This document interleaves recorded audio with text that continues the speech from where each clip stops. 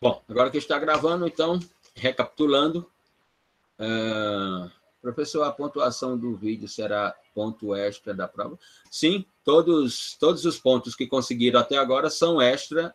A prova vale de 0 a 10, e todos os pontos, aqueles que fizeram manifestações aqui, que fizeram intervenções, aquelas que enviaram o vídeo, os pontos que receberam e os pontos que têm, seja pelos vídeos, seja pelas manifestações que aqui protagonizaram, são pontos extras. Por exemplo, você pode ter recebido lá no vídeo 2 pontos e meio. Digamos que você tenha recebido 2 pontos e meio no vídeo, que encaminhou em forma de atividade por causa daquela semana do decreto do governador, Sua Excelência João Azevedo, e você tenha mais 2 pontos e meio de intervenções que fez aqui, de manifestações, enfim, você tenha 2,5, 2,5, você tenha 5 pontos. Digamos que você tire 10 na prova. Então, você ficará com 15 pontos. Os outros 5 pontos ficará para a segunda unidade, onde você vai se submeter novamente a uma outra prova e já chegará na segunda unidade com 5 pontos. Ou digamos que você tirou 8 na prova agora, e você tinha 5 pontos. Então, você fica com 13. Vai para a segunda avaliação com 3 pontos já, de 0 a 10. E durante as aulas, se manifestar, poderá chegar a outro número de pontos e a prova valerá sempre de 0 a 10, independente do número de pontos que você consiga até a data da prova. Lembrem-se da proposta metodológica desde o primeiro encontro, ou seja, o processo é um processo avaliativo, acumulativo, contínuo. O que você vai conseguindo continuamente vai acumulando até a data da prova. Se chegar a data da prova e você tiver mais pontos do que é possível colocar no sistema, que é de 0 a 10, se você tiver 13, 14, 15, 16, esses outros pontos eles são jogados para a segunda avaliação. Se você chegar à avaliação, a primeira avaliação, com 20 pontos, você já está aprovada. Já tem 10 e 10. Não há mais nem o que fazer aqui nessa disciplina, nem ficar olhando para a minha cara e as besteiras que eu falo. Né? Já pode olhar para mim e fazer aquilo que o estudante gosta, pretende sempre fazer com o professor, mas nem sempre tem a coragem, porque o professor tem um poder sobre ele, que é o poder de atribuir notas, né? Que os professores, em regra, pensam que é um grande poder, mas é uma coisa ridícula. Isso já foi um poder na pedagogia, hoje não significa absolutamente nada. Enfim, então estão aí os temas. Lembre-se que nós tivemos a leitura do texto de Eduardo e Margarida sobre sistemas processuais penais, podem se orientar por aquele texto. Tivemos um texto sobre a exposição de motivos do então ministro Francisco Campos, né? E tivemos um texto de Salar Júnior sobre verdade e processo na realidade do processo penal brasileiro. Portanto, tivemos esses 3 textos. E, obviamente, tem as aulas que estão hospedadas lá no NuPodJus, que é o canal do NuPod, o canal do grupo de pesquisa no YouTube, que pode assistir a aula novamente, enfim, tem suas anotações, tem tudo, enfim, tem todo o material para avaliação. A prova, ela será construída, a avaliação será construída, portanto, em cima dos conteúdos lecionados aqui, não fugirá dos conteúdos e dos textos que foram designados para leitura e participação aqui. Então, eu farei aqui, não sei exatamente quantas pessoas tem nessa turma, mas deve ter uns 30 por aí. Eu formularei em torno de 45 perguntas, terei aqui uma espécie de um cesto, onde as perguntas estarão. Eu tirarei a pergunta escrita, colocarei para você ler, você vai ler a pergunta e irá discorrer sobre essa pergunta, do tipo, discorra acerca do sistema processual inquisitório. E aí você vai discorrer sobre essa indagação. E aí eu lhe atribuirei a nota automaticamente ao final da sua exposição, né? E aí, se você tem pontos, será a nota que lhe atribuirei pela avaliação realizada naquele momento, mais os pontos que você adquiriu até a data da avaliação. como é uma espécie de... Tipo as operadoras de celular fazem, né? Você tem bônus, né? E você tem que usá-los até uma determinada data. No caso de vocês, é até a data da segunda avaliação, todos os bônus que tiverem.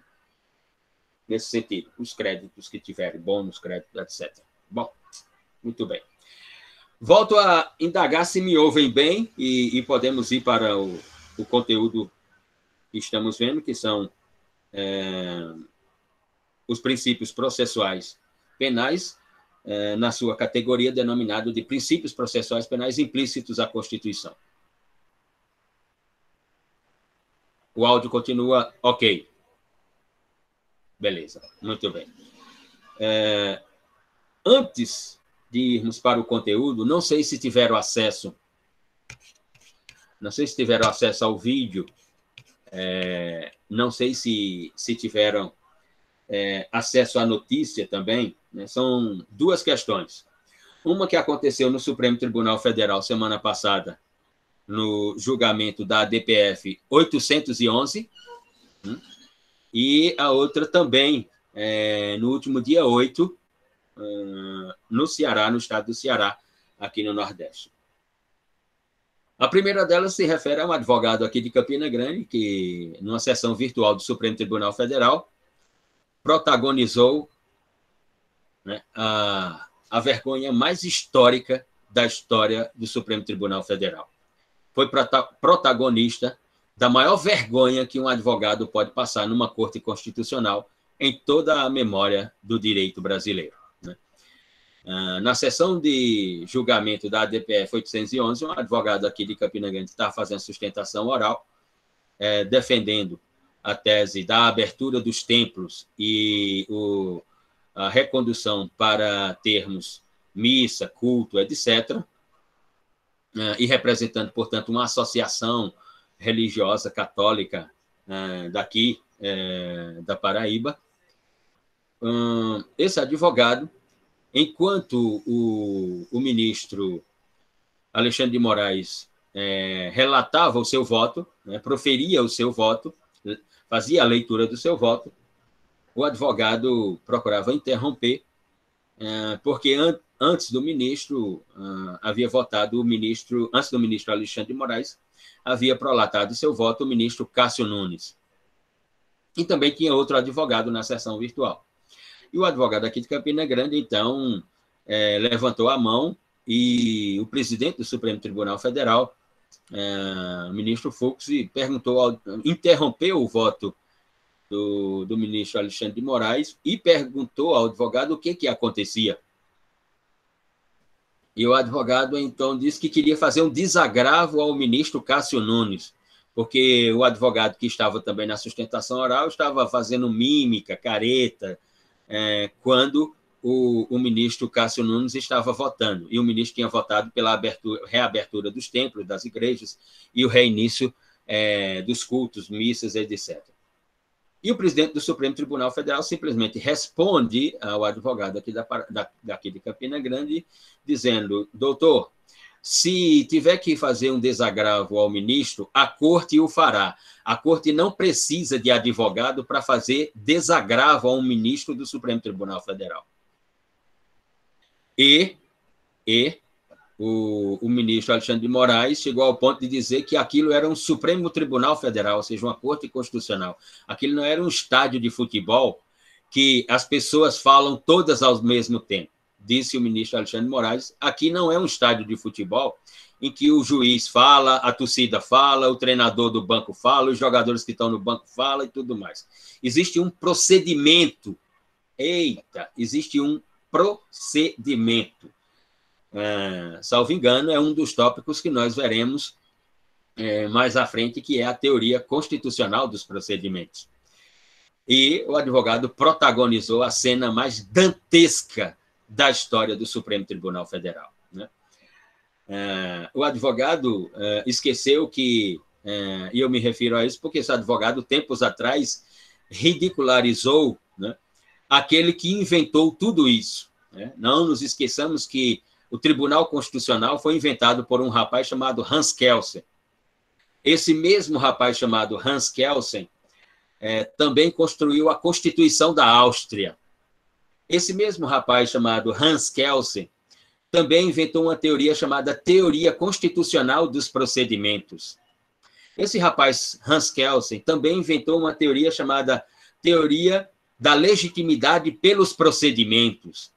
Esse rapaz, chamado Hans Kelsen, também inventou uma teoria chamada Teoria Constitucionalista do Processo. Esse rapaz, chamado Hans Kelsen, também inventou uma teoria chamada Teoria do Controle de Constitucionalidade. Então, agora parece que esse advogado de Campina Grande não pode mais dizer que Kelsen está morto, como ele dizia até um certo tempo atrás. E não pode mais ridicularizar Kelsen, porque tudo que ele protagonizou no Supremo Tribunal Federal é exatamente o contrário do que Kelsen construiu e o fez passar a maior vergonha da memória do direito brasileiro. E a sua sorte, mais ainda, a sua sorte é que era numa sessão virtual. Imagine se isso tivesse acontecido lá no plenário, na tribuna, o advogado fazendo a sustentação oral na tribuna e tivesse passado por isso ali na tribuna. Imagine a situação. Agora, ele deve pensar que Kelsen de morto não está nada. E o outro caso é simplesmente algo que eu venho aqui batendo na tecla com vocês. É o que eu sempre falo. Desde o primeiro encontro, com aquela ideia que muitos na faculdade, muitos na universidade têm, de que o direito é um espaço de justiça, que o direito é o instrumento pelo qual se constrói justiça. E eu tenho falado, direito e justiça não se confundem. São duas fenomenologias autônomas. O direito não precisa da justiça e a justiça não necessita do direito. Ou seja, o direito para ser direito não precisa da justiça. E a justiça para ser justiça não precisa do direito. São fenômenos autônomos. E no último dia 8, no Ceará, foi descoberto algo que não é incomum no direito. Pelo contrário, é extremamente comum no direito. Tem casos e casos, né? Inclusive, me referi aqui ao caso do massagista do Clube Náutico Capibaribe, Paulo Mariano, também conhecido como Paulinho, que ficou 23 dias sem a sua liberdade por causa de uma decretação de prisão cautelar, de prisão preventiva, por uma ação delituosa, por uma ação tipificada como crime ou delito numa norma, seria a norma do artigo 157 da parte especial do Código Penal, que ele não praticara, segundo argumentou e segundo pode provar que não praticara aquela conduta. Então, no Ceará aconteceu o seguinte, o texto que vou ler aqui é do perfil de rede social do processualista penal, juiz federal e professor da Universidade Federal de Alagoas, em Maceió, Rosmar Rodrigues Alencar. Foi postado por Rosmar Rodrigues Alencar e replicado por uma série de outros teóricos do direito, por uma série de outros professores de direito processual e de direito penal no Brasil. Diz Rosmar Alencar, nesse caso, sequer houve instauração de processo. Ele está se referindo ao caso de Cícero José de Melo, acontecido no Crato, no Ceará. Não sabemos quantos casos podem estar na mesma situação ou em situação similar. Qual é o caso? Continua Rosmar. De todo modo, lembrei do conceito de pré-julgamento, preconceito, julgamento prévio, etapa preambular do entendimento, pré-compreensão, ou em alemão, Vorurteil, prejuízo que, na hipótese, causou enorme dano a alguém.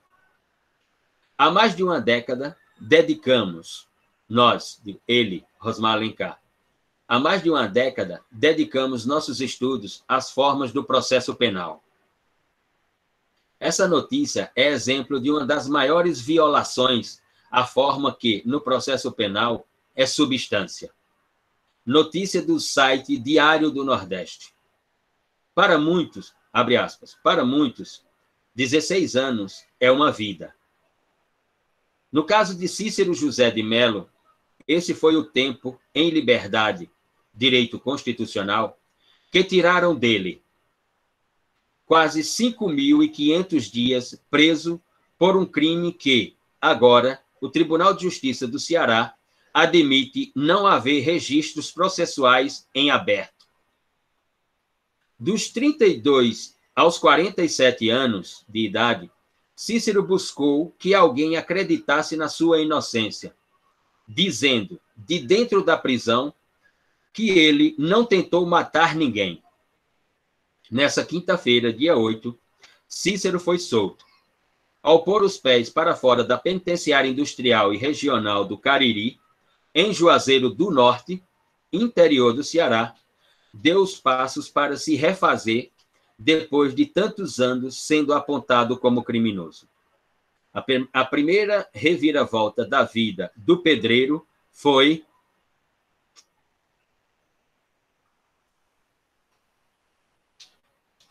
buscar alternativas para pensar o que tinha acontecido. Mais ainda, a primeira reviravolta na vida do pedreiro foi que estava na cidade do Crato, também na região do Cariri, quando, surpreendido por policiais, naquele dia, surpreendido por policiais, foi parar no cárcere. Diz Cícero Melo. Eu estava conversando com um cidadão quando uma viatura me abordou e falou que eu tinha cometido um crime. Nesse momento, fiquei sem saber o que fazer. Não pediram nem minha identificação. Ei, tá vendo? Me colocaram dentro da viatura. Me fizeram passar vergonha. As pessoas olhando para mim como se eu tivesse cometido um crime mesmo. Eu falava que era inocente. E eles riam no meu rosto, na minha cara, ironizando. Esse caso do Ceará, no Cariri, do Ceará, não é algo incomum na realidade jurídico-penal brasileira. O caso de Cícero José Melo, acusado de uma tentativa de homicídio, em que uma viatura policial o aborda e o coloca dentro da viatura e ele pergunta o que acontecera, e os policiais dizem que ele está acusado de tentativa de homicídio, do artigo 121 da parte especial do Código Penal, e ele diz, de quem? Ele pergunta de quem, e os policiais dizem, entra na delegacia, você contará tudo ao delegado. E ele vai para a delegacia, e ele diz que não conhece a vítima, e ele diz que não estava no local, e ele diz que não praticou a ação. E da delegacia, esse operário, esse pedreiro, vai parar em uma penitenciária. E nessa penitenciária, ele fica por 16 anos. Nós que somos estudantes de direito, não temos, pelo menos, o dever ético de nos perguntarmos como é que alguém que é acusado de uma tentativa de homicídio vai parar numa delegacia, e de uma delegacia vai parar numa penitenciária, e nessa penitenciária fica por 16 anos, e depois de 16 anos descobre-se que não tem um inquérito, descobre-se que não tem um oferecimento de uma denúncia, descobre-se que não tem um recebimento de uma denúncia, descobre-se que não tem uma instauração de um processo penal, descobre-se que não tem a prolação de uma sentença penal condenatória, mas alguém está lá há 16 anos encarcerado. Será que nós que somos estudantes de direito não temos o dever ético de nos perguntarmos que porra é essa chamada direito? Que sistema é esse chamado direito? Lembram de uma das primeiras aulas nossa aqui, do romance de Franz Kafka, O Processo, a história de Joseph K., que acorda com os policiais dentro da sua casa, dando voz de prisão e conduzindo-o para a tutela do Estado. ele perguntando do que era acusado, e os policiais dizem, não importa. Qual era o crime que ele tinha cometido? Não importa, o senhor está detido, o senhor agora está sob a custódia do Estado. Será que nós não temos o dever ético de nos perguntarmos que sistema é esse? E depois, temos que ouvir aqueles que aparecem na universidade, porque eu não posso atribuir outro nome a esses que aparecem na universidade, que não o nome de cômicos, de stand-ups ou de coach, falando que o direito é um instrumento para construir justiça. Que através do direito nós construiremos justiça. 16 anos, nenhum cárcere, sem ter um oferecimento de uma denúncia. Será que nós não temos que levantar algumas perguntas do tipo, por exemplo, esse presídio não tem um juiz da execução criminal? Não existe uma vara da execução criminal no Ceará? Não existe uma vara da execução criminal ali no Cariri do Ceará? Esse juiz não visita o presídio?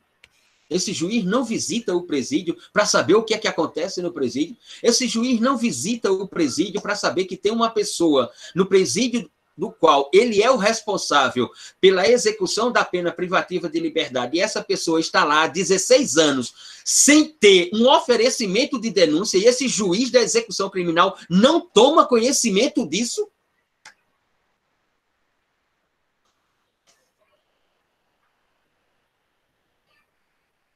Será que isso tem que ser interpretado como uma normalidade do direito?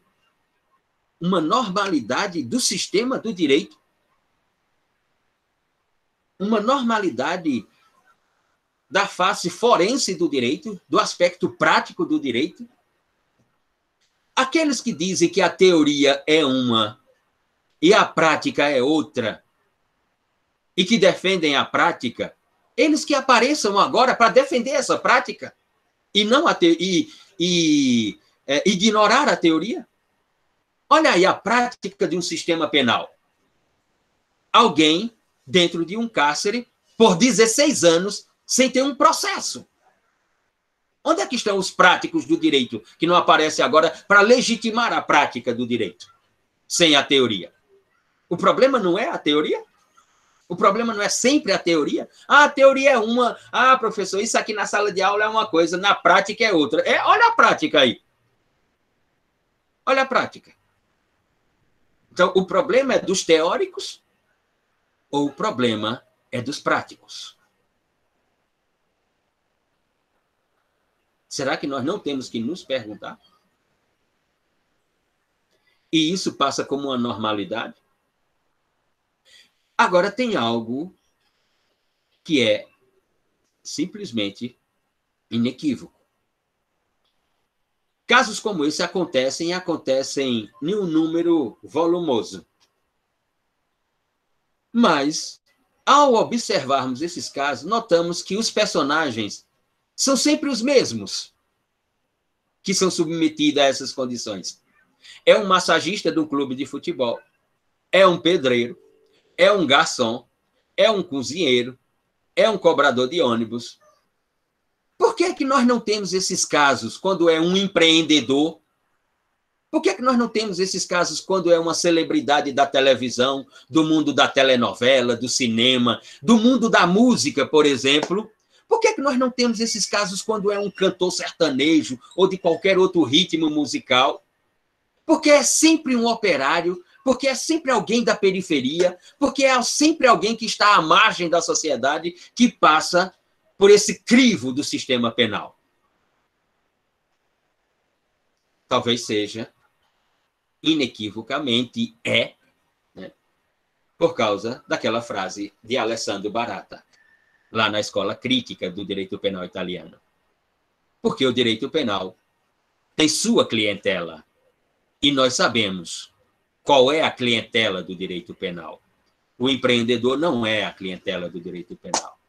O cantor sertanejo não é a clientela do direito penal, né? A celebridade do cinema, da telenovela, não é a clientela do direito penal. Nós sabemos qual é a clientela do direito penal e porque é sempre ela a ser submetida a esse crivo do sistema penal, do sistema processual penal. Próxima vez que alguém falar de justiça para você no processo penal, lembre desse caso. Lembre do caso de Cícero José de Melo, 16 anos numa penitenciária sem ter o oferecimento de denúncia. E aí, toda vez que alguém me falar de justiça no direito, eu vou me referir a esse caso para que essa pessoa me diga o que é justiça para ela no direito e como o direito pode construir justiça e não dominação de determinadas etnias e classes sociais, como escreveu Alessandro Barata, como escreve Alessandro Di Jorge, como escreve Louis Valcan, na realidade do direito processual penal americano. Muito bem, nós estamos no capítulo denominado Princípios Constitucionais e estamos na categoria dos princípios constitucionais processuais penais implícitos à Constituição. E iniciamos, né, já em aulas passadas, e chegamos, portanto, o último princípio que nos referimos foi o princípio da vedação. O último princípio que nos referimos foi o princípio da vedação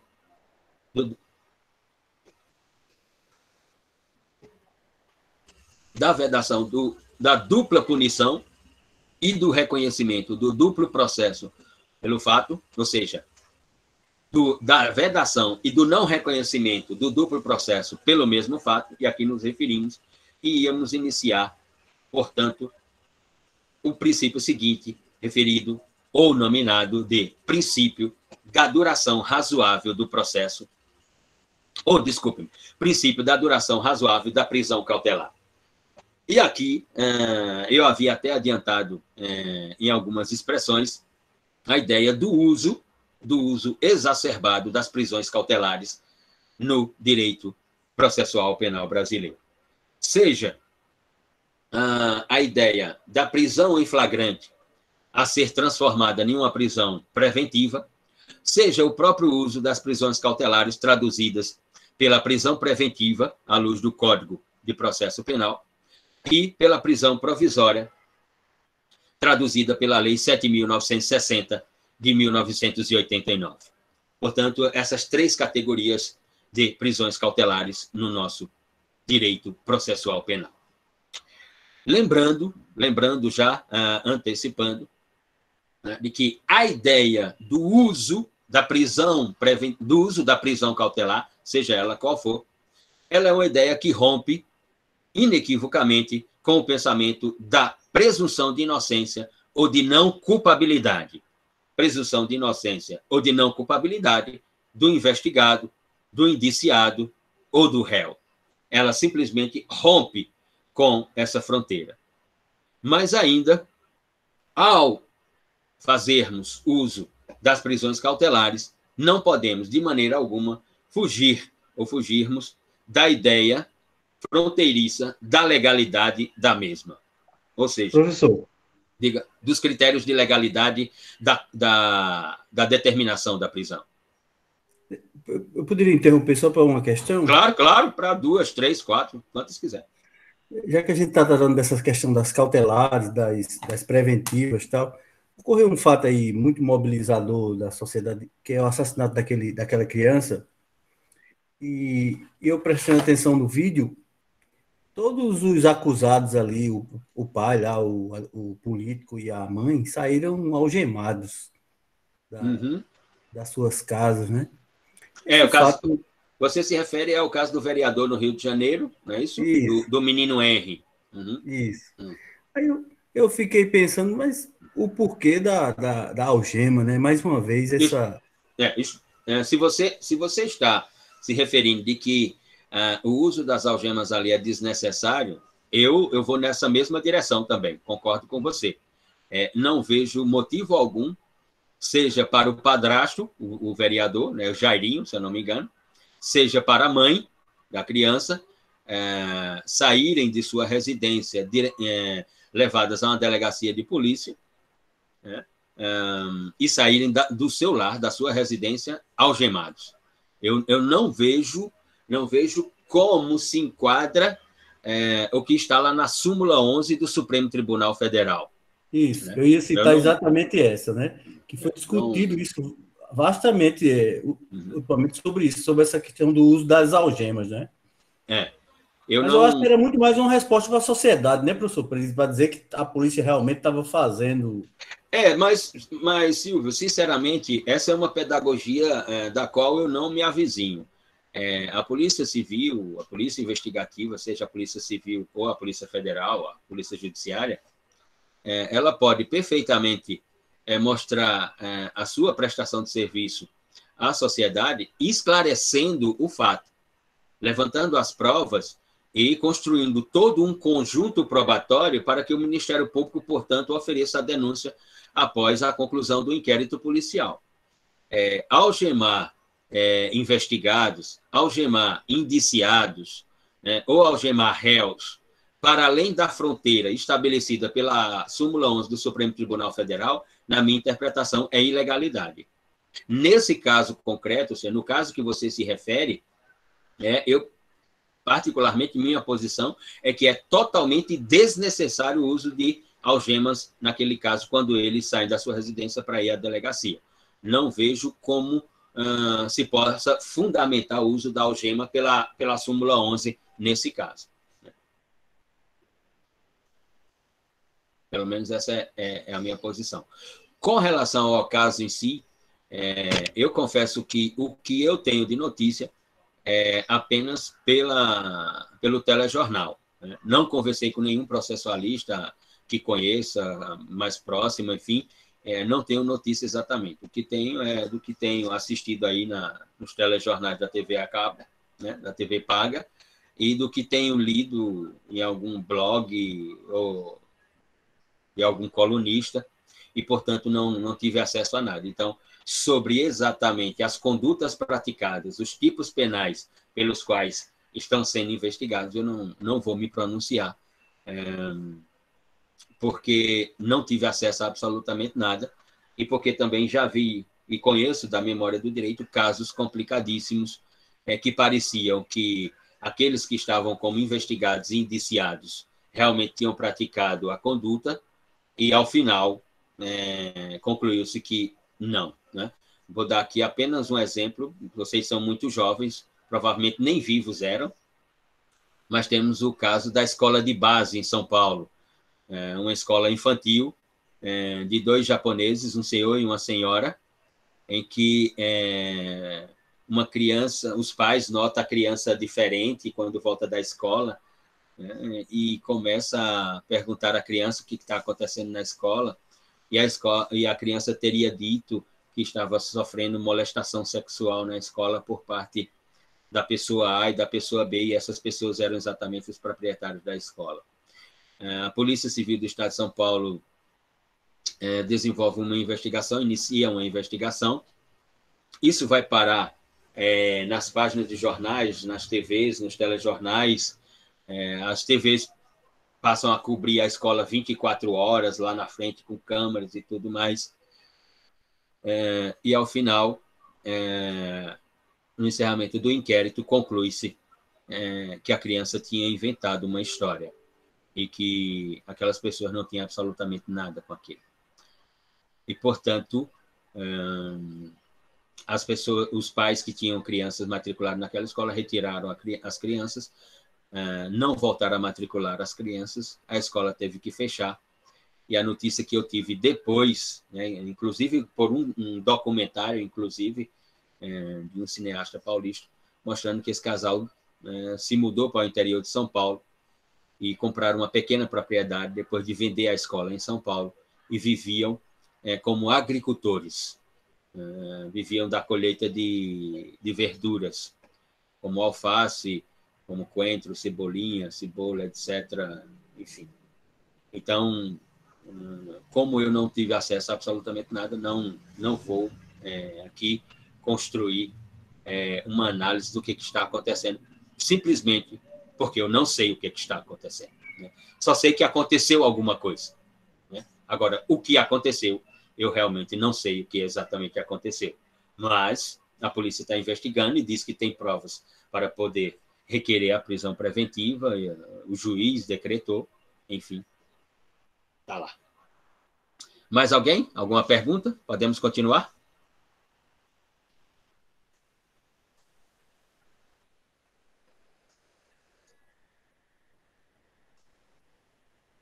Me ouve? Oi, professor. Sim, me ouve? Mais alguma pergunta, alguma questão? Podemos continuar? Não, no caso, só me chamou a atenção essa questão da algema mesmo, que sempre me incomoda isso. Quando não havia violência, ou eles tentam, né, aparentemente, né? Foi só isso mesmo. Nem quero combinar o caso, porque isso aí é para a polícia, né? No caso, Claro, claro, claro. Isso é para quem tem. Pode continuar, para quem tem competência para investigar e, portanto, ao final da investigação e do prazo para a conclusão do inquérito, a Polícia Judiciária que apresente todo o conjunto probatório para que o membro do Ministério Público decida se há fundamento para o oferecimento da denúncia ou não, né? Eu não vou aqui construir ilações sobre o que assisto na televisão. Me referi a esse caso de Cícero José Melo, exatamente porque, como eu conversei com Rosmar Alencar, conversando pelo WhatsApp, ele disse que conversou com as pessoas do Ceará mesmo, porque ele já foi juiz ali, ele foi juiz federal no Ceará, foi promotor de justiça e depois foi juiz no Ceará, disse que conversou com as pessoas e depois, inclusive, me mandou um vídeo do advogado que conseguiu tomar conhecimento sobre a situação desse cidadão, Cícero José Melo, e tomou as providências jurídicas para que ele deixasse o cárcere depois de 16 anos, sem ter um oferecimento de denúncia. Então, por isso que eu me referi ao caso. Então, vamos lá. Dizia eu que o princípio da duração razoável da prisão cautelar, né, estabelece uma ruptura com a ideia da presunção de inocência ou da presunção de não culpabilidade no direito processual brasileiro, ou na realidade jurídica sobre tipologias delituosas no direito brasileiro. Assim como temos que estar atentos sempre para os critérios para mantermos as fronteiras de legalidade das prisões cautelares, né? Mas ainda esse princípio, o denominado de duração da prisão cautelar, está lá relacionado com o que nós vimos lá atrás, que aparece como um princípio dual, ou seja, economia processual e a celeridade do processo penal, né? Essa ideia, portanto, das cautelares também tem uma conexão com a ideia de economia processual e celeridade do andamento processual. A ideia maior, digamos assim, defendida pelos processualistas, e não apenas pelos processualistas, mas pelos penalistas em geral, é relacionada a um pensamento da interpretação lógico-sistemática dos preceitos constitucionais, portanto, a utilização das prisões cautelares também implicaria, né, em observarmos se a interpretação lógico-sistemática dos preceitos constitucionais ainda permanece ou se houve uma ruptura sobre ela, né? Nessa ideia, portanto, iniciamos, e já falamos aqui sobre isso, sobre a crítica dessa ideia da transformação, mas ela é normativa, é prevista e, portanto, não tem grandes celeumas jurídicas a tratar sobre a questão, mas a ideia do procedimento, né, do uso contínuo do procedimento da transformação da prisão em flagrante em prisão preventiva é uma realidade forense brasileira, mas que deve ser observada com muita atenção, porque em outras realidades jurídicas ou em realidades jurídicas alienígenas não é bem assim, né? A transformação ou a conversão da prisão em flagrante em uma prisão preventiva em outras realidades ou em realidades alienígenas não aparece na mesma proporção ou no mesmo volume que aparece na realidade processual penal brasileira. né? E também estarmos sempre atentos ao critério, né, que é um critério constitucional, é verdade que é implícito à Constituição, estamos aqui na categoria dos princípios implícitos à Constituição, mas estarmos sempre atentos à ideia do critério da razoabilidade para a utilização das prisões cautelares, né? Mas me parece que a prática judicante no Brasil não é essa, e aí não estou aqui construindo uma crítica exacerbada, mas uma crítica que é acompanhada por diversos personagens do mundo do processo penal brasileiro, né, de que essa ideia da razoabilidade da utilização das prisões cautelares no direito brasileiro, ela já foi rompida faz muito tempo. Então, vamos lá. Temos que nos lembrar que, nesse campo das cautelares, a Lei 13.964, de 2019, ela trouxe, na verdade, ela reconstruiu a redação do artigo 316 do Código de Processo Penal, né? E que, inclusive, está aí em um debate no Superior Tribunal de Justiça. Quem tiver com o computador aberto aí, eu peço, inclusive, a gentileza, se Antônio tiver aí com o computador aberto, outra pessoa tiver aí, pode ir ao Google para puxar o artigo 316 do Código de Processo Penal, porque ele tem uma nova redação, né, trazida pela Lei 13.964 de 2019, e a sexta turma do Superior Tribunal de Justiça, na pessoa da ministra Laurita Vaz, tem se pronunciado acerca da interpretação normativa, né, de dar uma interpretação à nova redação do artigo 316 do Código de Processo Penal. E o que tem provocado um debate intenso na doutrina brasileira, porque, pelo menos pelo que eu tenho assistido, pelo que eu tenho lido, os processualistas não estão concordando com a interpretação dada pela Corte, pelo Superior Tribunal de Justiça. Conseguiu, Antônio, acessar aí o artigo 316? Consegui, professor. Está aberto aqui. Está aí? Tá. Pode fazer a leitura? Artigo 316. O juiz poderá, de ofício ou a pedido das partes, revogar a prisão preventiva, se, no correr da investigação ou do processo, verificar a falta de motivo para que ela subsista, bem como novamente decretá-la, se sobrevierem razões que a justifiquem. Perfeito. Parágrafo único. Ele tem um parágrafo único, exato. Decretada a prisão preventiva, deverá o órgão emissor da decisão revisar a necessidade de sua manutenção a cada 90 dias, mediante decisão fundamentada de ofício, sob pena de tornar a prisão ilegal. Ou seja, a redação dada ao artigo 316 pela Lei 13.964 coloca no parágrafo único que agora essa prisão cautelar, do ponto de vista da decretação, ela tem um prazo. Está aí, taxativo. Ela pode ir até, não está dizendo que o prazo é este, ou seja, ela tem 90 dias e pronto. Não, até 90 dias. Ela tem um prazo ali, até 90 dias. Muito bem. Se nós formos ao 312 do CPP, né, para a ideia da prisão preventiva, o 312 fala em 180 dias e em 360 dias, conforme o caso concreto, da duração, conforme o caso concreto. O 316, com a nova redação, estabelece taxativamente o prazo e diz mais que aos 90 dias,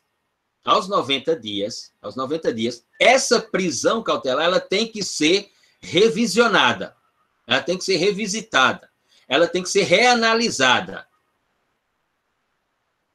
E a redação, mais uma vez, princípio da taxatividade, princípio constitucional da taxatividade.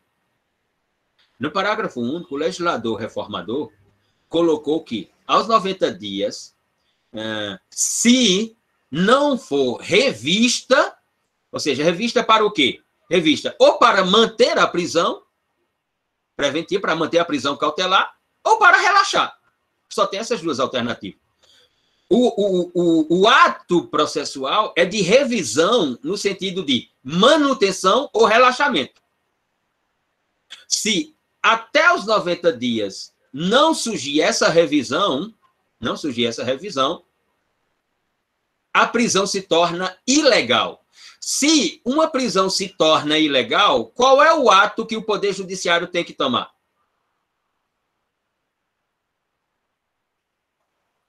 Expedir o alvará de soltura, né, professor? Exato, exato. Mas, Antônio, você pode ler novamente a redação do parágrafo único? Só um minutinho. Uhum. Parágrafo único. Decretada a prisão preventiva, deverá o órgão emissor da decisão revisar a necessidade de sua manutenção a cada 90 dias, mediante decisão fundamentada de ofício, sob pena de tornar a prisão ilegal. Ou seja, quem é que tem que revisar a prisão? O magistrado. Como? O magistrado. Exato. Quem emitiu a prisão, ou seja, quem decretou a prisão, tem que revisar se ela ainda deve subsistir ou se ela tem que relaxar. Tem que ser relaxada. Né? O Superior Tribunal de Justiça está dizendo que não é obrigado a rever a prisão nos 90 dias e que ela não se torna ilegal. Então, vocês que estudaram direito constitucional, que categoria de interpretação é essa? Porque a norma é taxativa. Quer dizer, se nós tivermos casos, porque a lei está, essa parte da lei está em vigência, ela tem validez jurídica. Ela não está suspensa como outra parte da lei. Então, digamos que nós tenhamos um caso que chegou aos 90 dias e que a posição da doutrina também é essa, que 90 dias estaria dentro do critério de razoabilidade. 90 dias estaria dentro do critério de razoabilidade. Eu tenho outra posição, mas não preciso me referir a ela, tendo que 90 dias, manter uma pessoa presa por 90 dias, mantê-la presa cautelarmente por 90 dias, é critério de razoabilidade, eu tenho lá minhas dúvidas, mas enfim, mas a doutrina assim pensa. E aí chega os 90 dias, o órgão emissor da cautelar não revisa a cautelar, chega os 91 dias, não revisa a cautelar, o que é que diz o parágrafo único? Se não houver revisão, a prisão se torna ilegal. E aí a sexta turma do Superior Tribunal de Justiça vem e diz que não está obrigado a revisionar nos 90 dias. Ora, não é revisionar nos 90 dias, é até 90 dias. Pode revisionar no quinto dia, ou no dia seguinte, ou no terceiro dia, ou no quinto dia, mas o prazo máximo é 90. E aí vem a sexta turma do Superior Tribunal de Justiça e diz que não. Ora, mas o que é que diz o parágrafo único? Se não for revisionada nos 90 dias, se der 91, 92, 93, não tiver a revisão pelo órgão emissor, o que acontece? A prisão se torna ilegal. Ora, e aí vem o Superior Tribunal e diz, não está obrigado. Como não está obrigado? Como é que eu tenho uma previsão normativa no Código de Processo Penal que diz que o juiz tem que tomar uma determinada decisão naquele prazo e se ele não toma naquele prazo, aquele instituto se torna ilegal, ou seja, uma prisão que era legal, cautelar, legal, se torna uma prisão cautelar ilegal. E aí está tudo bem? Que categoria de interpretação é essa? Seria uma interpretação contra a lei, né, professor? Mas isso tem que prevalecer, Antônio? Não pode, né? Exato! Não acredito que seja razoável. Porque... Pronto, a palavra é essa. Ora, nós não estamos nos critérios, nós estamos primeiro no campo dos princípios, depois estamos na ideia do critério, ou seja, o critério, a doutrina reconhece que o critério de razoabilidade aí são 90 dias, e aí chega os 90 dias, nós temos uma norma que diz que é 90 e que ela tem que ser revisionada. E aí o judiciário não revisiona nos 90 dias, não revisiona no 91, 93, 94, e está tudo bem? Professor, e como é que a gente pode combater isso? Eu penso que tem várias formas. Eu penso que é intensificar o debate no sentido de sempre afirmar que a sexta turma do Superior Tribunal de Justiça está equivocada porque a norma é taxativa. Não há dúvida sobre a redação da norma. Não venha me dizer, a norma tem uma lacuna. Qual é a lacuna que tem no parágrafo único da nova redação do artigo 316? Depois é escrever artigos e publicar artigos sobre isso. Depois é ir para os meios de comunicação e tratar sobre isso. E depois é debater isso na universidade. E quando estiver em audiência, sempre enfatizar que deve prevalecer a força normativa da lei. E se a lei diz algo que é taxativo e não há dúvida, não há margem para interpretação sobre o que prescreve a lei, como é que o judiciário não vai ser responsabilizado quando ele tem que tomar um ato e não toma em um prazo determinado por uma norma? Eu penso que existem várias formas de combatermos essa interpretação dada pela sexta turma através, salvo engano, posso estar equivocado, mas pelo que eu li é exatamente isso, de relatoria da ministra Laurita Vaz. Enfim. Ainda para esses critérios de razoabilidade, né, já mencionamos o prazo estabelecido pelo 312, que trabalha à luz do caso concreto com duas realidades, 180 dias e 360 dias, né? Nós temos como critérios para analisarmos, portanto, a ideia das cautelares, a regra estabelecida pelo artigo 319 do Código de Processo Penal, né?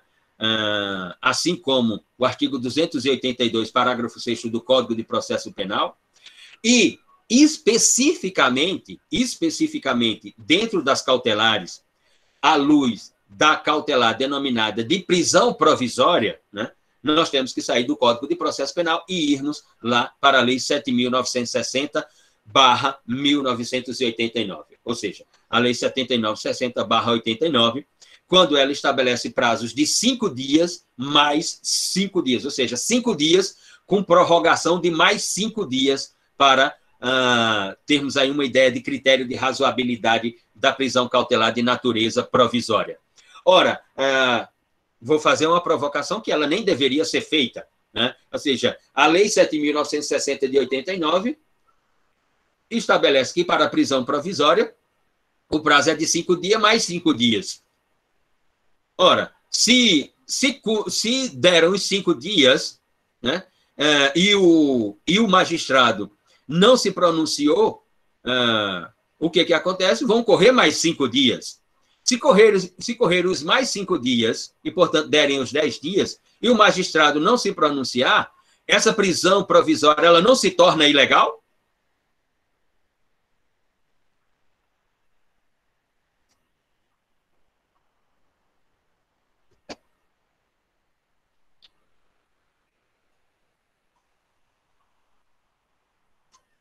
A não ser que a matemática, no campo do processo penal, seja outra, totalmente diferente daquela que os matemáticos construíram. Então, quando falarmos das cautelares, da ideia da duração razoável da prisão cautelar, seja a ideia da prisão em flagrante, da ideia da prisão preventiva, à luz do Código de Processo Penal, e aí nós estaremos nos artigos 312, 316, 319, e no 319 as regras, né? No 316 a ideia de prazo, no 312 a ideia de prazo, né? E a ideia de ordenação e coordenação do artigo 288, parágrafo 6º do Código de Processo Penal.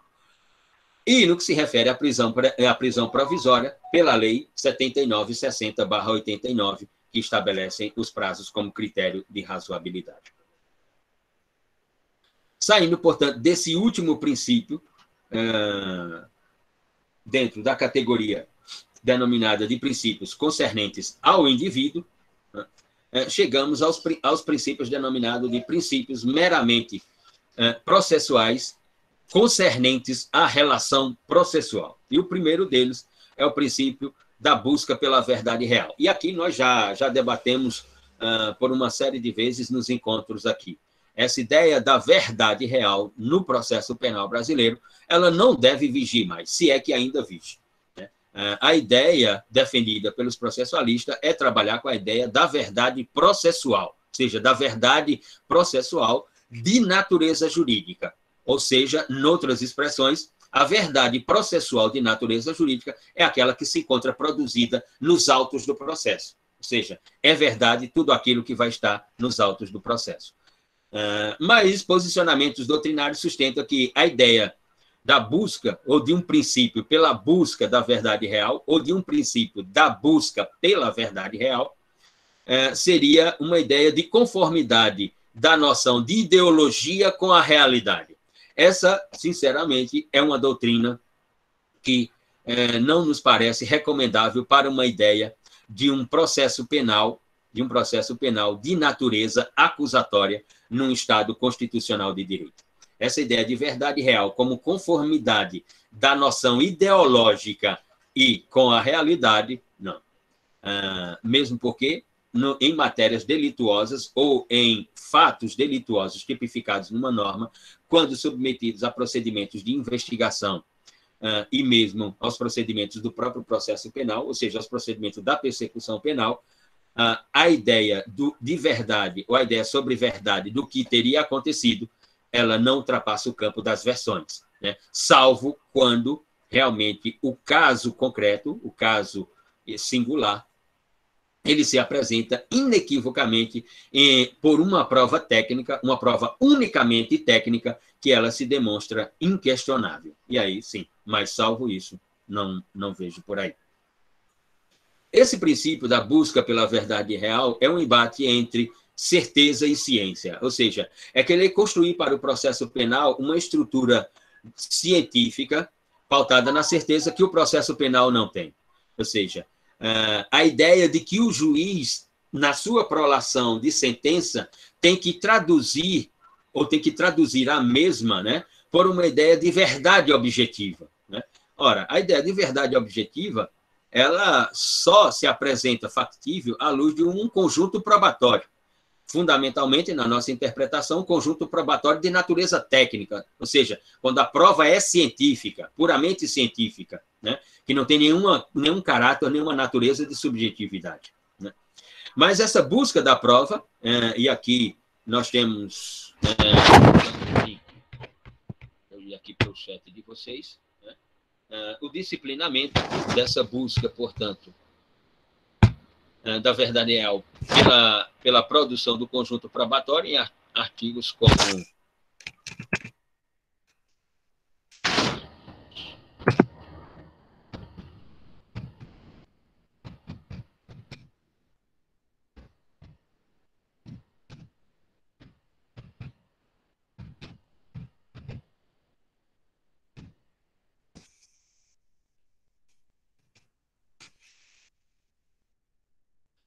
toda essa busca pela construção do conjunto probatório disciplinada. Desculpa, ali 23. Eita, desculpe, o problema nesse teclado. São 237.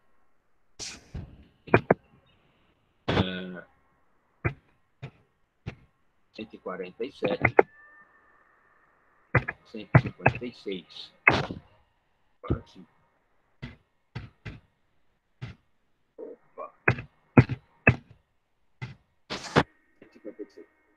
Essa produção de prova, mesmo disciplinada por essa organização sistêmica do Código de Processo Penal, não pode ser submetida a uma ideia absoluta entre certeza e ciência, né? Mesmo porque, enquanto não houver uma prolação de sentença, estamos sempre à luz, como diz a Constituição, de um princípio de presunção de não culpabilidade. Mas esse disciplinamento normativo vai resultar num conjunto probatório ou numa produção de prova envolvendo ouvir testemunhas, como, por exemplo, um ato para a livre convicção do juiz e, portanto, a formação para a prolação da sentença, a existência de documentos que comprovem, portanto, a ação praticada, a autoria, a materialidade do delito, a verificação da falsidade de provas que se apresentem, seja pela acusação ou a defesa, no espaço da produção da verdade ou da busca pela verdade real, mas é aqui que eu vou utilizar a verdade jurídica, que são os autos do processo. A ideia da prova de alegação, e aí no campo da prova de alegação, e aí, sem dúvida, como teoria do procedimento, ou teoria dos procedimentos, a ideia de legalidade de uma produção antecipada de prova, inclusive com a realização de diligências, e isso aí estaríamos discutindo, isso aí não estaríamos discutindo a legalidade por causa da previsão normativa e, portanto, não há que se discutir essa matéria. E aí sim, saindo desse conjunto sistêmico normativo, né, saber se cada ato produzido no âmbito do processo, se ele está sob o olhar ou não da nulidade processual. Ou essa produção da prova para a construção dessa verdade real ou verdade jurídica, né, como verdade substancial, como categoria de verdade substancial para a decisão judicial, para a prolação da sentença judicial, se nessa teoria do procedimento, da construção do conjunto probatório, não há nenhum ato, nem todo esse percurso, nessa cronologia, que possa ser observado como de natureza das nulidades e, portanto, não podendo gerar efeito. Então, o princípio da busca pela verdade real, na verdade, é um princípio da busca pela verdade jurídica, como tem falado a doutrina, como tem escrito a doutrina nos últimos tempos, desde as reformas do Código de Processo Penal, depois dos anos 10 do século no qual nós nos encontramos, o século XX. Depois do princípio, desse denominado princípio, chegamos ao princípio da oralidade e o que a doutrina chama de princípios consequenciais, que vão ser denominados de princípio da concentração, da imediatidade e da identidade física do juiz. Não nos esqueçamos, o direito continental europeu é um direito positivo, ou seja, é um direito normativo. O ordenamento jurídico do sistema do direito, ou do sistema, e aqui no nosso caso, do sistema penal e do sistema processual penal continental europeu, ou da civil law, né, é um sistema do direito escrito, do direito positivo, ou seja, da legalidade scripta, neste sentido. Mas os momentos dos discursos orais, os momentos da palavra oral, estão reservados também pelo direito positivo e não por outra previsão. O sistema ele é, na sua maiorança, na sua majoriedade, o sistema é fundamentalmente positivo, mas com momentos de oralidade, né? E o campo processual é o campo que reserva, portanto, esses momentos da oralidade, que são momentos designados pelo próprio pensamento da doutrina e da jurisprudência como técnicas de agilização dos procedimentos pela tal da busca pela verdade. E aí cada um decide se é verdade real ou verdade jurídica. Interpretamos aqui que é, sem dúvida, uma verdade jurídica e não uma verdade real. E, obviamente, que esse princípio da oralidade traduzido dentro de uma ideia de consequencialidade entre imediatidade dessa oralidade e identidade física do juiz para presenciar, para organizar e para coordenar essa oralidade como um ato judicante no desenvolvimento do processo, é traduzido por muito como também um momento para se construir a equidade ou aquilo que se chama de justiça da tutela jurisdicional. Ou seja, a oralidade, ou o princípio da oralidade traduzido por esses outros princípios, consubstancia a ideia de uma justiça da tutela jurisdicional, ou seja, de um exercício oral e não puramente escrito, né, da juridicidade do direito, e aqui no caso do direito processual penal. Só identifico que no campo da identidade física do juiz, esse princípio ele pode ter problemas ou ele pode enfrentar conflitos sobre algo que nós já vimos lá atrás aqui nessa disciplina, que é a Lei 12.694 de 2012, quando estabelece no juízo monocrático, portanto, na primeira instância, um juízo coletivo para a prolação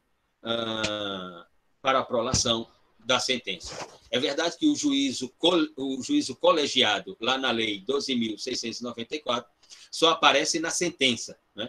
Mas, mesmo assim, a ideia da identidade física do juiz fica prejudicada, exatamente porque na prolação da sentença eu não sei qual é o juiz que prolata a mesma.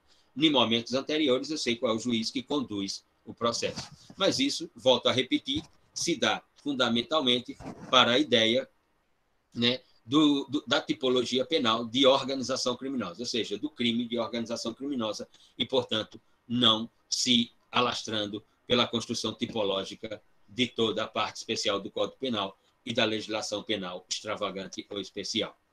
Mas nós temos leis que consolidam, portanto, essa ideia, a ideia da oralidade e, portanto, da oralidade como ato processual que constrói, portanto, a ideia jurisdicional do processo, que efetiva a ideia jurisdicional do processo, como a Lei 11.689 de 2008, como a Lei 11.719 de 2008, como os artigos 399, parágrafo 2º, e 400, parágrafo 3º, e 411, parágrafo 4º, do Código de Processo Penal. Enfim, nós temos, portanto, a oralidade como momento de excelência no processo penal para, portanto, chegarmos à efetividade da jurisdicionalidade do processo. E desse princípio, do princípio da oralidade, nós temos princípios que o pensamento doutrinário vai chamar de princípios decorrentes desse princípio titular, sendo um princípio implícito à Constituição. Como, por exemplo, a concentração, a ideia, no momento da oralidade, ou desse princípio da oralidade como consequência, ou como decorrência, um princípio da concentração de prova em audiência. Ou o princípio, também colocado lá, o princípio da imediatidade, como prova produzida na sua forma, digamos assim, que nem sempre ela está dentro da ideia sistêmica, mas que ela pode aparecer a qualquer momento na produção do desenvolvimento do processo.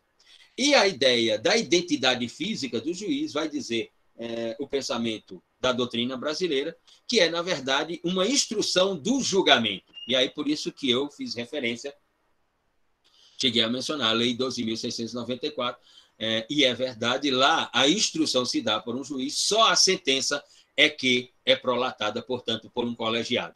E para a doutrina brasileira não haveria problema até a prolação da sentença.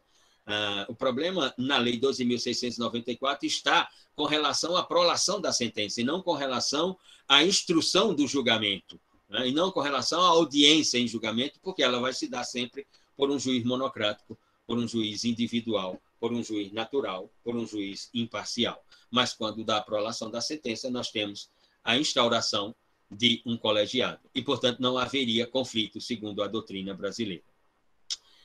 Depois do princípio da oralidade e os princípios decorrentes, como da imediatidade e a identidade física do juiz, e até o princípio da concentração de provas em audiência, temos, portanto, o princípio da indivisibilidade da ação penal privada. Aqui, a ideia da queixa-crime dentro da individualidade.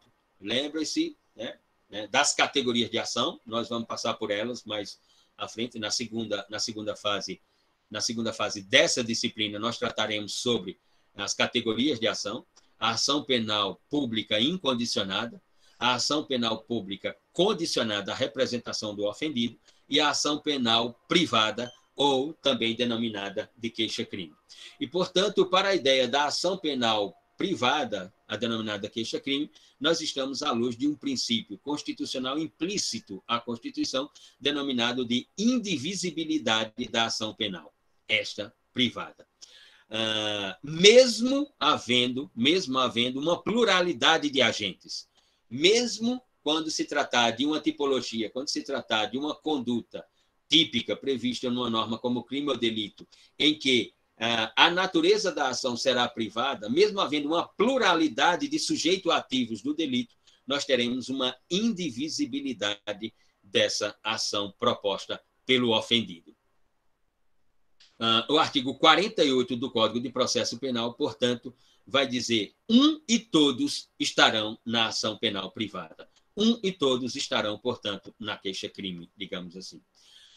Mas vocês poderiam perguntar, mas, Luciano, não há nenhuma diferenciação? Ou qual seria a diferenciação, portanto, com a ação penal pública ou qual a diferenciação entre a ação penal pública e a ação penal pública incondicionada ou a ação penal pública condicionada à representação do ofendido e à queixa-crime, isso fundamentalmente em duas vertentes, seja no campo da indivisibilidade da ação, seja no campo dual da obrigatoriedade e da oportunidade para o oferecimento da ação, isso nós veremos lá especificamente nas categorias de ação e ali dissecaremos todo o Instituto da Ação Penal no Código de Processo Penal, nos artigos correspondentes que normativizam a questão e, portanto, constrói ali um ambiente sistêmico da previsão sobre a propositura da ação. Depois da indivisibilidade da ação penal privada, o princípio da comunhão da prova. Ou seja, a prova sendo produzida por partes dentro de um processo. Aqui não há muita produção de discurso, porque toda prova produzida por uma parte, acusação ou defesa, a outra tem que tomar conhecimento para contraditar, portanto, a prova apresentada. Então, se o Ministério Público, o órgão de acusação, apresenta ou junta aos autos do processo uma prova, a defesa tem que ter um momento de oportunidade para contraditar a prova apresentada. Mas os titulares da prova, ora, mesmo à luz dos titulares das provas, ou da titularidade de prova, seja da defesa em relação ao processo, da acusação em relação ao processo, nós teremos sempre o conhecimento da outra parte pela prova apresentada pela parte titular na apresentação da mesma. A questão das testemunhas e as testemunhas como prova ou como momento de organização da produção da prova, também para a defesa ou para a acusação. A acusação saberá quais são as testemunhas que a defesa tem e a defesa saberá antecipadamente e de forma idêntica as testemunhas que a acusação tem. Ou seja, a ideia de arrolar as testemunhas, ela é condicionada ou vinculada, portanto, ao conhecimento da parte contrária, para poder ter ciência sobre quais são, portanto, as testemunhas e, portanto, quais as provas que a acusação tem ou que a defesa tem em relação à acusação.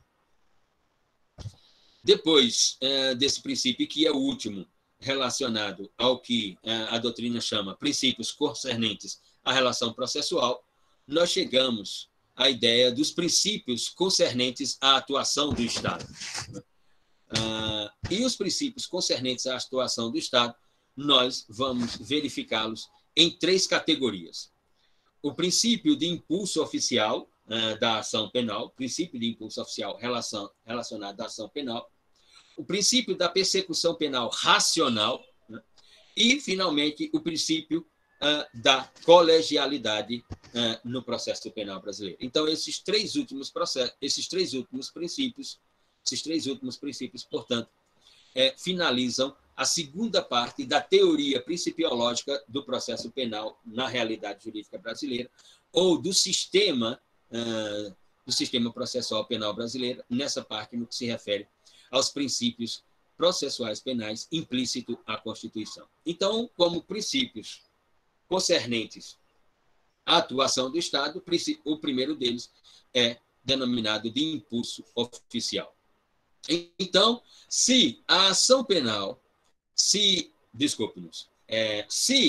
a tipologia praticada, se o crime consumado, se a conduta realizada, se a ação surgida no mundo do direito, tipificada como crime ou delito por uma norma, seja da parte especial, seja da legislação extravagante, se a tipologia enseja que o crime é de ação pública incondicionada, portanto, o titular da ação é o Ministério Público e, portanto, o impulso oficial do Estado se dará pelo órgão acusador denominado de Ministério Público.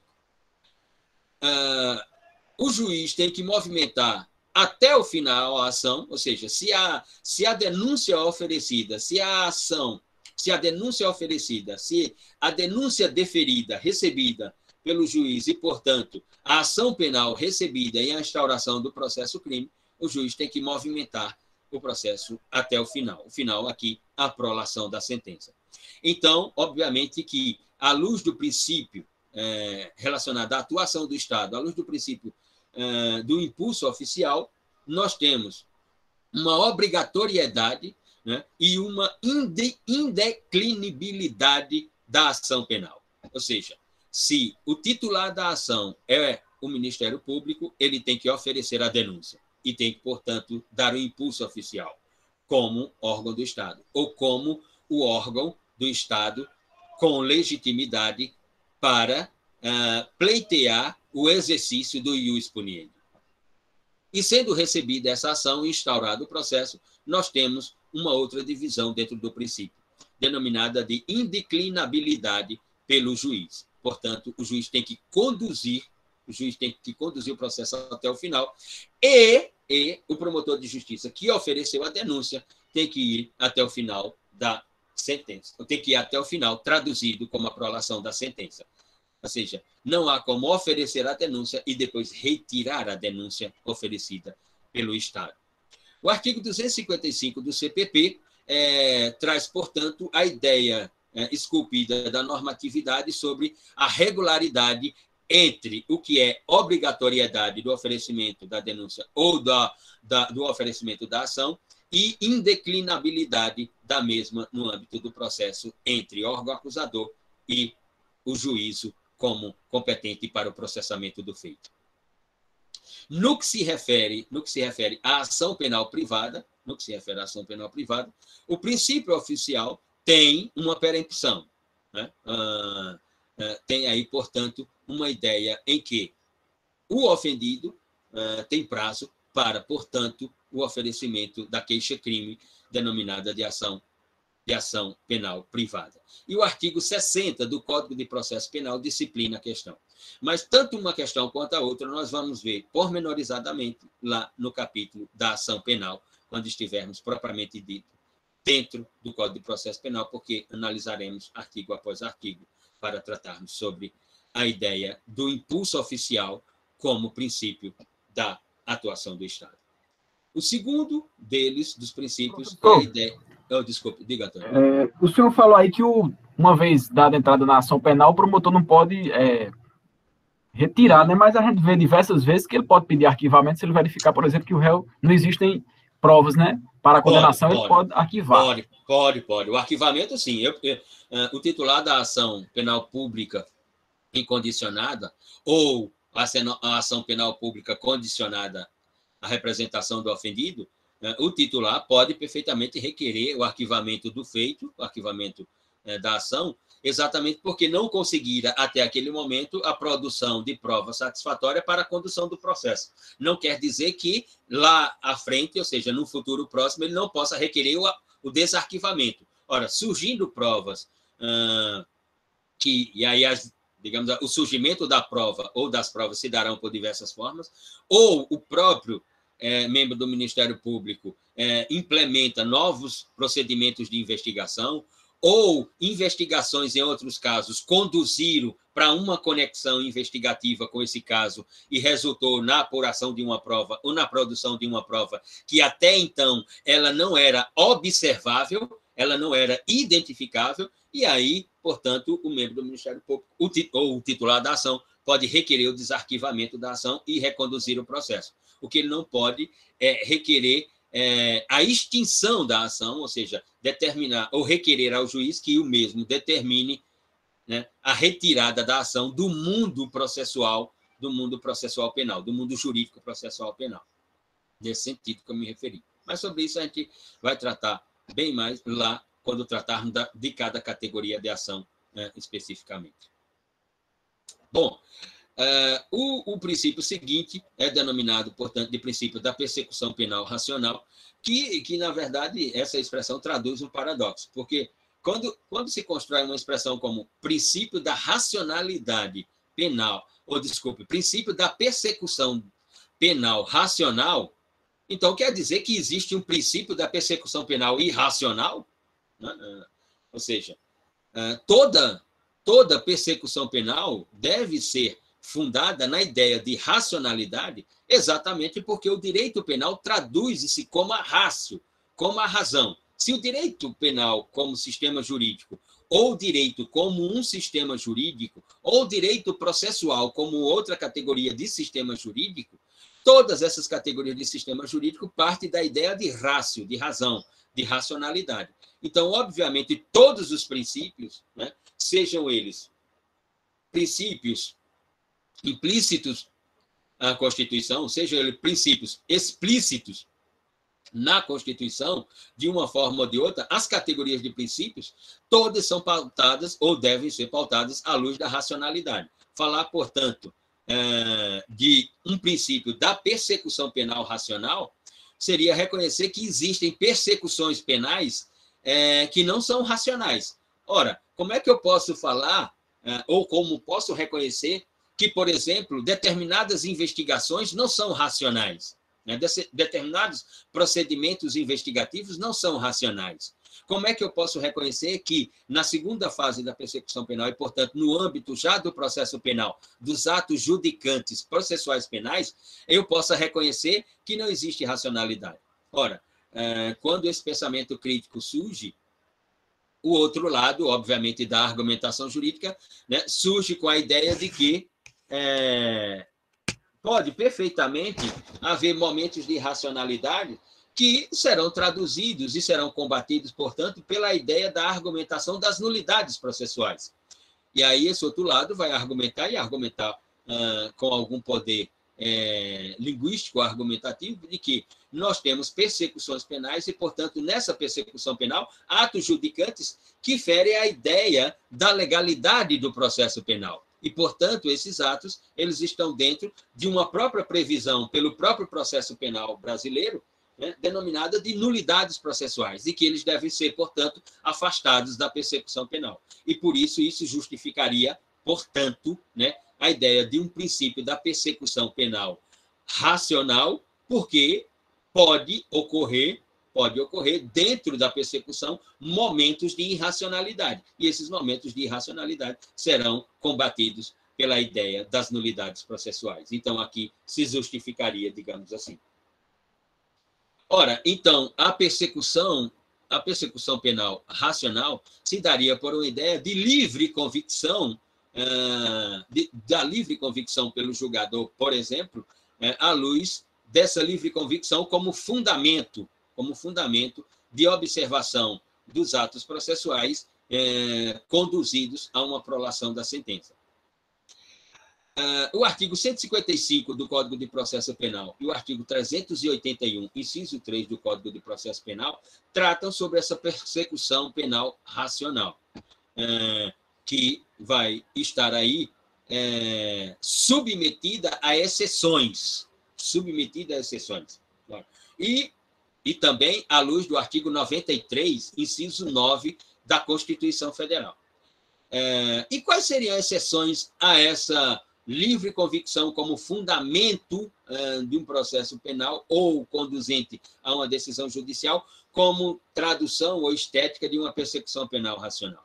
Momentos de exceção como aquele do tribunal do júri, que tem um espaço de processamento do feito, que tem um espaço de julgamento, portanto, que se traduz pela ideia leiga do observador da acusação, da formulação da acusação e da formulação da defesa. E que, portanto, aquele que irá tomar a decisão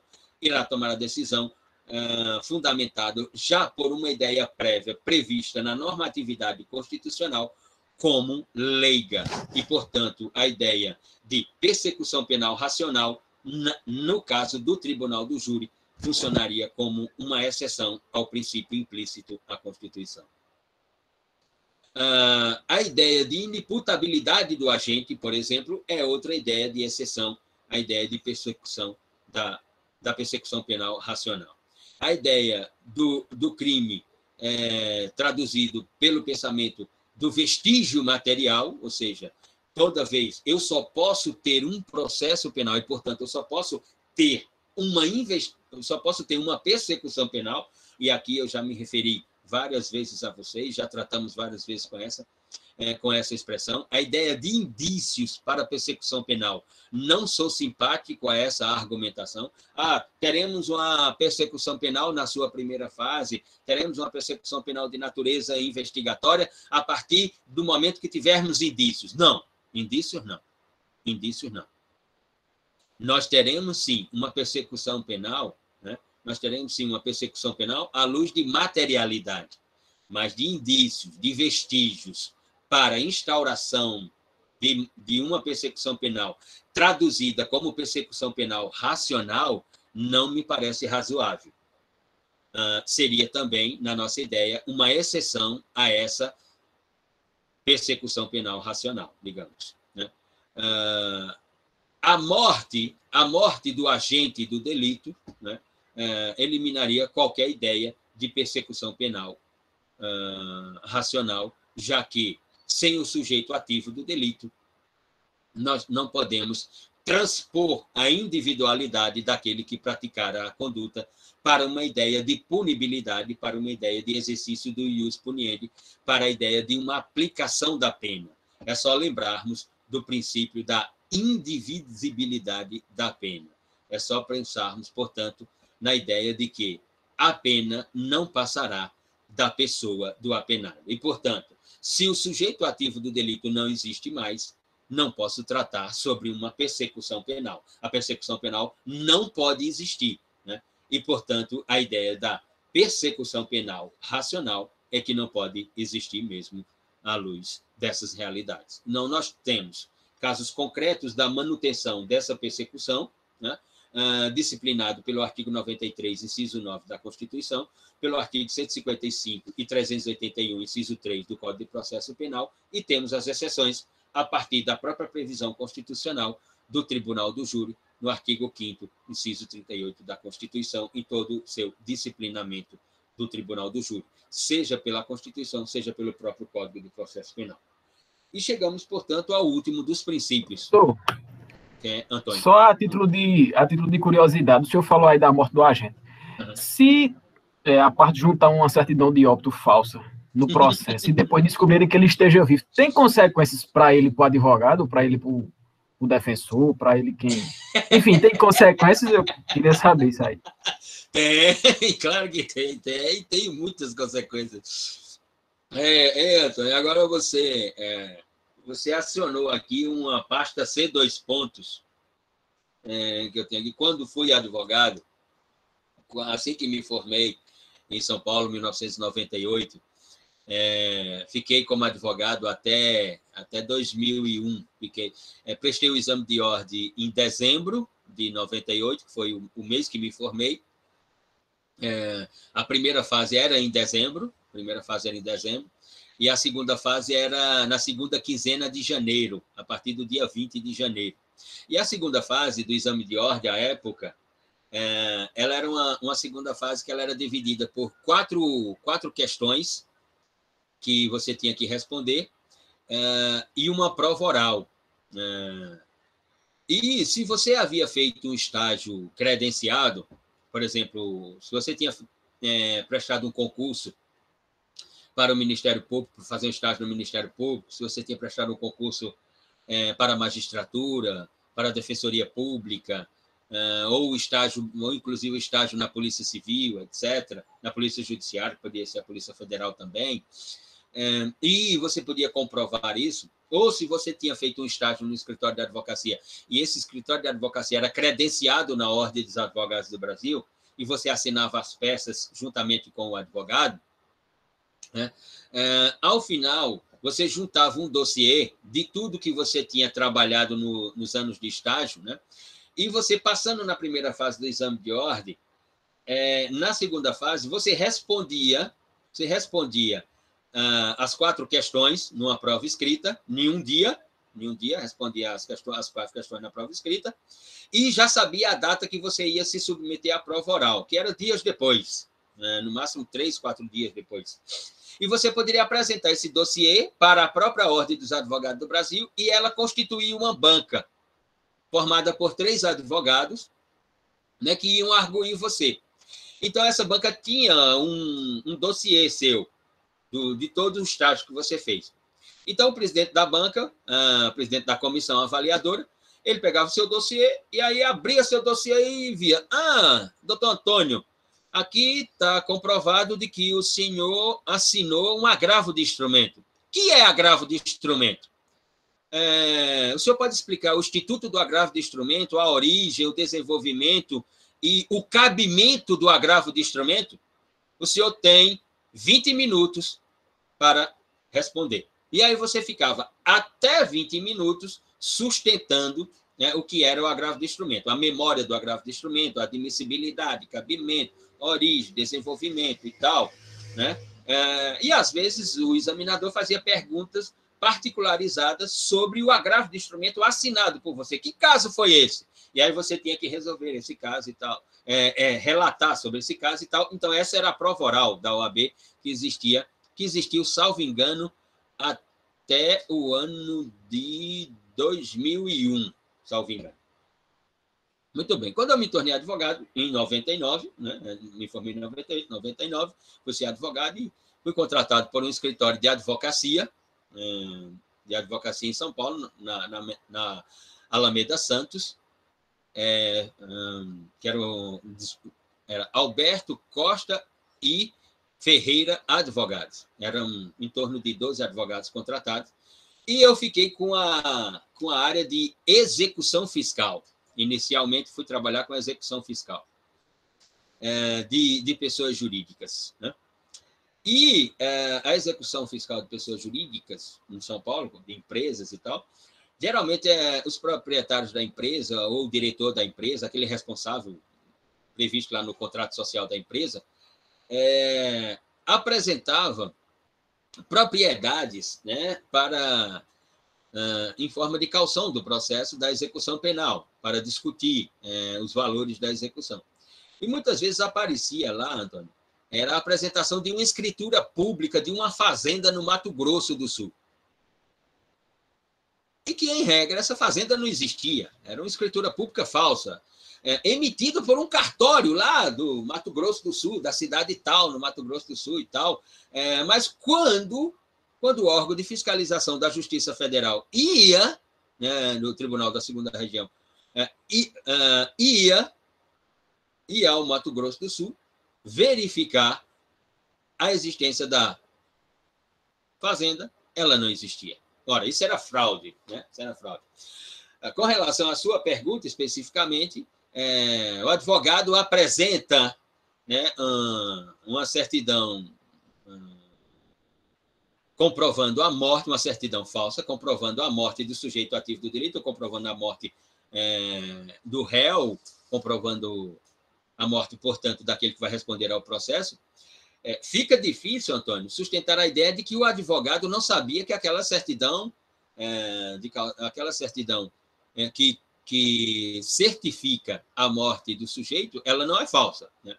Fica difícil para o advogado sustentar de que ele também foi induzido a erro, que ele também, portanto, agiu dentro de uma conduta determinada pelo ordenamento jurídico, que é a apresentação de uma prova que vem consubstanciar, que vem comprovar que a persecução penal não pode mais persistir, exatamente porque ela não é mais racional, no sentido de afirmar de que o sujeito ativo do delito, ou o suposto sujeito ativo do delito que responde ao processo, ele está morto.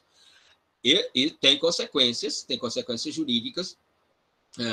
O advogado pode responder por fraude, ou pode responder por outra tipologia no caso concreto, mas ele responderá em forma de consequência jurídica, inequivocamente, e isso vendo a ser descoberto, né? Mesmo que isso venha a ser descoberto anos depois, né? Mesmo que isso tenha aí um lapso temporal bem elástico, digamos assim. O princípio da colegialidade, como o último dos princípios processuais penais implícitos à Constituição, ele surge inequivocamente, né, da ideia da decorrência do duplo grau de jurisdição, né? Aqui, o professor Hayes von Foster construiu uma tese interessantíssima, que ela veio parar dentro do direito, e ela veio parar mais especificamente dentro da teoria do processo, tanto da teoria do processo civil, do processo administrativo, do processo do trabalho, quanto do processo penal, que é a teoria do observador, ou a teoria das ordens de observadores, né? Construída por Hayes von Foster, a partir de 1949, na Universidade de Nova York, e que, no Brasil, ela vai aparecer só no final dos anos 90, começo dos anos 2000, para traduzir, portanto, a ideia do duplo grau de jurisdição, a ideia do sistema de recursos e, aqui, a ideia do princípio do colegiado. Hayes von Foster, portanto, constrói a ideia de que existe um observador de primeira ordem, de segunda ordem e de terceira ordem. Isso foi apropriado pelo pensamento jurídico para designar que, no caso da realidade brasileira, portanto, à luz da ideia do duplo grau de jurisdição, existe o observador de primeira ordem, que seria o juiz monocrático, o observador de segunda ordem, e aí que já seria o princípio da colegialidade, né? Traduzido pelo Tribunal de Justiça, pelos 3 desembargadores, ou pelo TRF, pelos 3 desembargadores do TRF, o observador de terceira ordem, que estaria lá no Superior Tribunal de Justiça, como o primeiro tribunal superior na hierarquia do sistema jurídico brasileiro, e o observador de quarta ordem, que seria o Supremo Tribunal Federal, e, portanto, o observador de quarta e última ordem. E, portanto, na realidade brasileira, nós teríamos um sistema de observadores de primeira, segunda, terceira e quarta ordens. E o princípio da colegialidade, portanto, ele é decorrente, sem dúvida alguma, da ideia do duplo grau de jurisdição, ou seja, da revalidação ou não das decisões tomadas sempre anteriormente por um juiz monocrático ou, a partir do Tribunal de Justiça, por um colegiado que chegará até a Suprema Corte como tradução da Corte Constitucional no sistema brasileiro. E também vinculado ou decorrente à ideia de reavaliação por grupo de magistrado de decisões monocráticas ou de outros magistrados, né?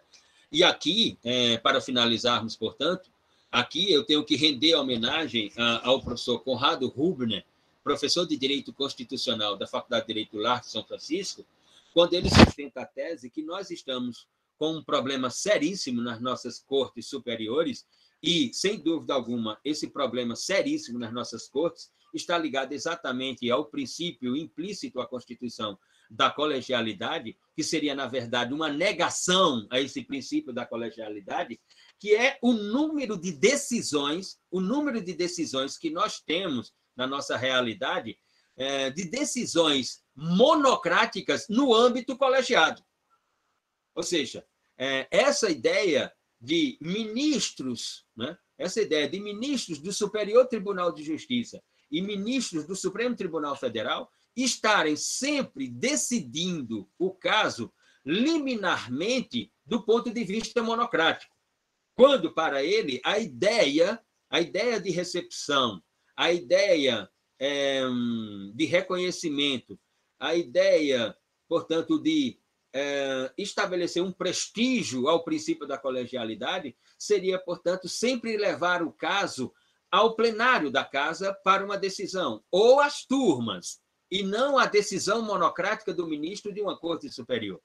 Ou seja, então nós estaríamos à luz de uma recepcionalidade da ideia da colegialidade quando o requerimento ele é dirigido, por exemplo, no caso do Supremo Tribunal Federal, ou à primeira turma ou à segunda turma, e ali nós temos 5 ministros que, portanto, tomam a decisão, né? Ou então, chegando ao ministro a interpretação maior de que esse caso tem que ser decidido pelo plenário da casa, e não por ele individualmente, mesmo que seja preliminarmente, e nem pela turma, seja a primeira ou a segunda turma, mas que seria de competência, portanto, do plenário da casa.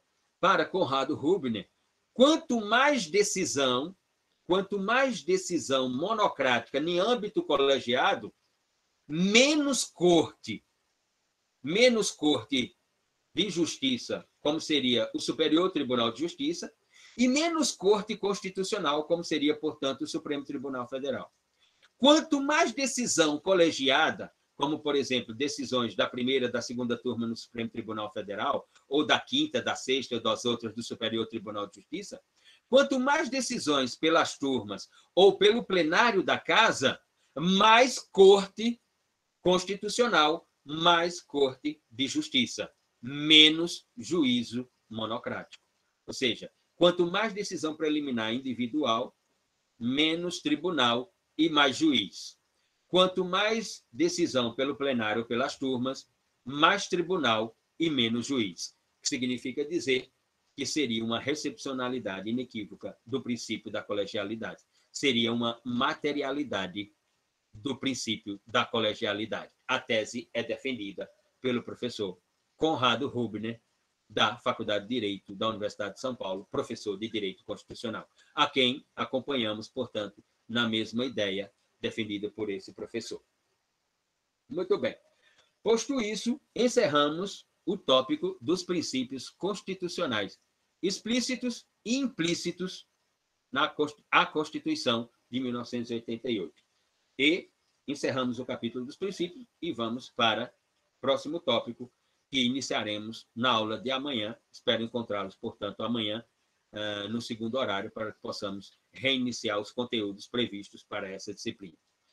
Pergunto se tem alguma questão, alguma interrogação, alguma indagação, alguma manifestação, inquietude, enfim. Professor, só para finalizar aquela questão da certidão de óbito. No campo processual, eminentemente processual, poderia ter, assim, passados 10, 15, 20 anos do fato da juntada do negócio falso. Poderia ter, tipo, uma revisão criminal, voltando para... Penso que sim. Penso que caberia uma revisão criminal. Comprovada a fraude, penso que uma das alternativas de medidas no campo judicial seria. Professor. Sim. Quem declara o juiz suspeito? Ele próprio? Não, olha, o juiz, quando suspeito, tem que, de ofício, declarar suspeito ou impedido. Né? O advogado pode... O advogado pode não. O advogado deve sempre que observar que há fundamento para a arguição de impedimento ou de suspeição, o advogado deve sempre, não pode jamais deixar passar a oportunidade. Desde o primeiro momento que o advogado observar que há fundamento para a arguição de impedimento ou de suspeição, o advogado tem que requerer isso, para chegar até a Suprema Corte, a partir do primeiro momento. Então, o advogado tem que requerer que o juiz se declare impedido para aquele caso pelos motivos tais, ou suspeito para o caso pelos motivos previstos, seja o impedimento porque não tem competência, porque a ação não é de competência daquela vara, né? Ou o juiz se declare suspeito, né? Porque ele é um juiz que ofende a ideia do juiz natural, porque a questão discutida naquele caso representa uma tipologia penal e, portanto, uma questão criminal para a qual o juiz não pode tratar por ter envolvimentos com ela. Mas ele apresenta ao próprio juiz que ele está questionando. Sim, apresenta ao próprio juiz. Se o juiz disser não, aí inicia-se o sistema de recursos. E aí vamos para o sistema de recursos. Mas isso tem que ser arguído lá na vara para o juiz, desde o primeiro momento, para você ir até o Supremo Tribunal Federal. Professor, falando sobre o último princípio, o senhor acha que o agravo interno, agravo regimental, ele é realmente eficiente, visto que a prática é bem diferente, né, da teoria? Ele é realmente eficiente ou não? Olha, Matheus, eu não utilizaria essa expressão eficiente. Aliás, essa expressão, não só com relação ao agravo regimental, mas a palavra eficiência em direito, ela é uma palavra muito frágil, né? Muito frágil. E especificamente aqui, sim, sem dúvida. De Fortaleza, ela não tem absolutamente nada, digamos assim, na prática forense, né? No mundo forense do direito. Essa ideia de eficiência, é verdade que quando você vai para os teóricos sustentam que uma questão é a previsão normativa sobre uma questão material ou uma questão processual, e uma questão processual no âmbito dos recursos. Essa é uma questão, a previsão dogmática normativa. Outra é a eficiência, que não se confundem. Não se confundem. Mas eu penso que dogmática, ou previsão dogmática e efetividade do que ela esculpe, do que ela prevê, tem relevância no direito, sem dúvida alguma. Mas não é o pensamento de todos. Mas eu não utilizaria a palavra eficiência. Não utilizaria. Não diria que tenha essa eficiência. Aliás, o sistema de recursos, né, está aí provado para nós que o sistema de recursos de eficiente, ele não apresenta absolutamente nada. E aqui estou me referindo fundamentalmente à ideia do Instituto de Defesa, né, do Instituto de Defesa, do Instituto Constitucional da Defesa Técnica, da Ampla Defesa. Né? Temos sérios problemas no sistema de recursos. Né? Tem um caso aqui, ela não me deixa mentir, é uma advogada, o nome dela é Maraísa Medeiros, ela é de Puxinanã, mas é radicada aqui em Campina Grande também, está fazendo mestrado na UFCG, foi me orientando no curso preparatório à magistratura na ESMA, aqui em Campina Grande. E certo dia, Maraísa Medeiros, eu estava lecionando em João Pessoa, na Universidade Federal, e ela me mandava uma série de áudios, e eu via que chegava mensagem de Maraísa pelo WhatsApp. E quando terminou a aula, umas 5 horas da tarde, eu então fui ouvir os áudios. E os áudios eram realmente inacreditáveis. Ela estava defendendo uma parte e peticionou ao juízo, né, informando e requerendo ao juízo que dispensava da audiência de instrução, porque interpretava, pelas provas juntadas nos autos do processo, de que a razão estava com a parte que ela defendia, e que, portanto, o juízo poderia se conduzir para o julgamento de mérito da causa. E o juiz deu um despacho dizendo que não, que iria atender o pedido da outra parte, e interpretava, portanto, entendia, portanto, que deveria haver a audiência de instrução requerida pela outra parte. Ela disse, então, tudo bem, vamos para a audiência de instrução. E foram para a audiência de instrução. E, na audiência de instrução, a parte que requerer a audiência não compareceu. Não compareceu. Então, a doutora Maraísa Medeiros, vai dizer, excelência, nós não requeremos a audiência de instrução. Eu peticionei a Vossa Excelência requerendo o julgamento no mérito. A outra parte que requereu a audiência de instrução não compareceu, não justificou porque não compareceu, não comunicou ao juízo porque não compareceu. Então, eu vou aqui já, gostaria que fizesse constar que estou requerendo que aplique a multa prevista no novo CPC. A multa prevista, portanto, aplique a multa prevista à outra parte, prevista no novo CPC. E o juiz, então, diz, excelência, o seu pedido está indeferido, porque aqui eu ainda estou no antigo CPC. Então, Vossa Excelência pode utilizar o sistema de recursos, recorra da minha decisão. Oxe, que coisa doida. Esse é o direito.